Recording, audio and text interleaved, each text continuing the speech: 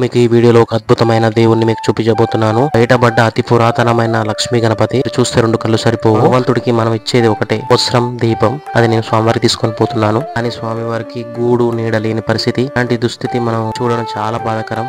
ఎన్నో దేవాలయాలు ఇప్పుడు నిర్మిస్తున్నారు, కానీ ఇలాంటి అద్భుతమైన పురాతనమైన మన పూర్వీకులు మనకిచ్చిన వారసత్వ సంపద మనం కాపాడుకోవాలి. స్వామివారు చూడండి ఎంత దీన స్థితిలో ఉన్నాడో, గూడు నీడ లేని పరిస్థితి. ఇక్కడ అయ్యగారు కూడా స్వచ్ఛందంగా వచ్చి పూజ చేస్తాడు.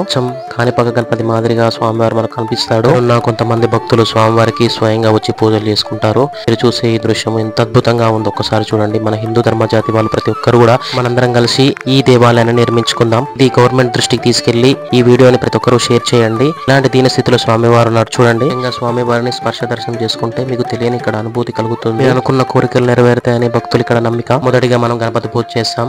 మన హిందూ ప్రేమికులందరికీ ఒకటే తెలియజేస్తున్నా, ఈ వీడియోని గవర్నమెంట్ దృష్టికి తీసుకెళ్దాం. స్వామివారి గూడు నీడ కల్పిద్దాం. జై శ్రీరామ్.